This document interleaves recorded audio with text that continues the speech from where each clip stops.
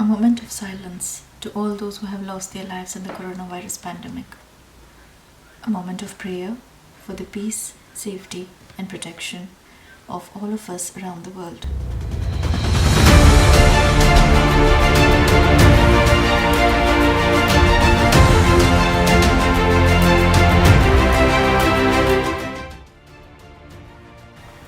Namaste to all of you all. This is Anvi. Welcome back to my channel Soul Sauce. The entire world is reeling under the coronavirus pandemic. Each country, each person is dealing with it in different ways. What I want to talk about today is not the facts or the data regarding this, but rather the effects that it is having on our society, on our systems, on our individual psychology, and a few philosophical implications as I observe them. The first thing that comes to mind is the kind of paradoxes that I'm seeing around. So think of the word globalization as we know it. On the one hand, each and every country is segregating itself. It is cutting down its borders, it is cutting down its travel, and it is isolating itself as much as possible to protect its citizens. On the other hand, every single person in the world, no matter where they are from, which country they are from, they are in this experience together. Emotionally, spiritually, psychologically, we are all in this shared experience. We are all being unified. It is kind of negating the physical borders around us and making us realize the deeper level in which we are all connected. Now, this is true of any great tragedies or any great happiness as well, if I may say so, which is experienced not just on an individual level, but rather on the level of the community or on the global level. They make us realize that we are all equal. They are great equalizers. So when we come into the shared experiences together, we realize the common values and the common morals and the principles that we as human hold true at the base of ourselves, in the essence of ourselves. And it is these experiences which also kind of shake up society and make us rethink the fundamentals upon which we have built these systems. The other thing is that I'm very optimistic about the power and the potential of a human being. I feel we are made with very sophisticated physical, mental, and emotional technology. But at the same time, it is catastrophes like these that make us realize how limited our power is in front of nature. And they kind of make us humble. They kind of make us think back and realize that power is not supposed to be something negative, but something rather positive, where you know your limitations, but at the same time you also know that you are limitless. And I know that is a very weird paradox, but that's something to ponder over. Let's move on to consumerism. Now, we are also dependent on consumerism and on the production and consumption of every single thing imaginable that we need in our daily lives. That it is at moments like these that we realize how very dependent we are. And if you look at what is happening around, you realize that it is the basic needs and the basic necessities which every human being is going after right now. It is the basics of food, water, and shelter, and protection, self-preservation, which becomes the main aim when it comes to situations like these. They make us realize that when you are at the edge of the cliff, you don't need any other frills and thrills, you just need the basic things to keep you alive. Now, God forbid that such a situation might arise where there is no more food left and no more water left or whatever. How many of us would be comfortable and confident enough to go out there and say that, yes, I'm okay to grow my own food? I mean, it's just mind-boggling to realize that if the systems that we are so dependent on would pause even for a minute, we wouldn't know what to do, we wouldn't know how to survive. And I think that's a very serious question to think about and rethink if we need to redesign how we function and how we live. It's making us realize how far away we have come from nature, how far away we have come from our own inner nature, how far we have come from the nature around us. The ramifications of these usually don't come to the fore unless it is too late, and I hope that we all wake up before that happens. Now, talking about the systems, these are systems which we depend on completely without even realizing it perhaps. But at the same time, these are the very systems which In emergencies like these, we are not even able to trust completely.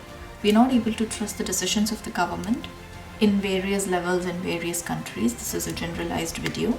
So we're not able to trust the decisions of the government. We're not able to trust the decisions or the capacities of the industries, as you may. We're not able to trust the decisions of the other systems around us. These are very systems which we take for granted on a day-to-day life. So we never go into the grocery store and think, what if the bread aisle is empty when I come in the next day or something like that. Yet at the time of emergencies like these, we don't trust them completely. It's almost as if the collective human instinct kind of knows that these systems are not up to the mark, up to the potential, and they're not actually worthy of humans.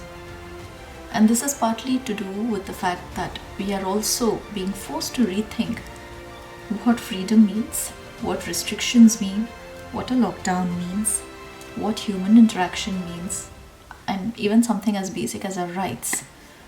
These are the very systems which we have ourselves created, and history is proof that major global events and catastrophes like these have forced people to rethink the design of it. So basically, it just means that if a system can't hold us completely when we are under stress, then it means that the foundations of the systems are weak and we need to rethink about them. Another reason for this could also be the fact that we kind of live in an escapist society. So we have a problem, we bring a solution for the problem, another problem stems up from this solution, and we have another solution, and so on and so forth. We usually don't go to the root of the problem and try to nip it up. And we have tried so many models of societies, so many systems, and yet somehow the human race on the whole is not completely, or has never been until now, completely happy and completely satisfied with its own functioning. And the main reason for this is that these systems have been built to support us. But somehow along the line we have forgotten this fact, and we have let these systems control us and dictate us rather than serve us. Look at people individually and look at people on the whole as a collective. We are not able to survive without routines. We are not able to survive without being told what to do, when to do, and how to do something. We find the idea of complete freedom so difficult to handle, and I think that's quite strange. We are so used to seeking validation from our jobs, from our families, from our success, from our travels, from money, and blah blah and blah blah. Not to say that these are all bad things, but at the end of the day, as we have done with systems, we have let these things control us rather than us controlling them. Now, this pure power and grace of being humans has unfortunately, as far as I have understood at least, not yet been fully realized. Everything that we had imagined our lives to be is now being shaken up. How we live, how we interact, how we learn, how we educate our children, even how we pray has been challenged. Now, whether this lasts for a short time or a long time is irrelevant. We literally have to rethink every aspect of our lives. And again, the magnitude of this, of course, will differ from individual to individual, but I do think that we are being forced to rethink, if not remodel, our day-to-day living. Now, as I mentioned before, I find it really weird that we are not able to handle the idea of complete freedom. We are not able to decide what to do with ourselves, what to do with our time. That the idea of freedom is stressing us out is, I think, a huge warning sign. Yes, of course, man is a social animal, and when you look at human rights, solitary confinement even for criminals is kind of fought against because of the negative effects that it has. But here I'm talking about experiencing this freedom when the price to pay is our own health and our own safety. What does freedom mean when we are alone? What does freedom mean when we are in lockdown? What does freedom mean when we impose it on ourselves for our own safety? Can freedom actually be imposed? These are questions which I'm sure all of us are pondering at the moment, and I would love to know what your thoughts on this are.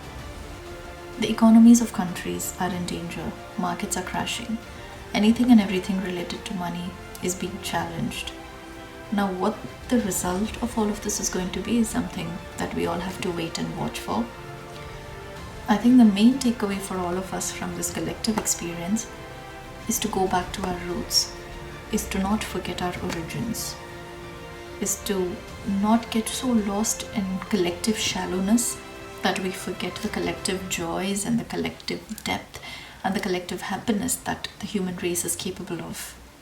Equalizing experiences like this force us to reclaim what we have forgotten or what we have lost, which is empathy, self-care, cleanliness, mutual respect, and even freedom.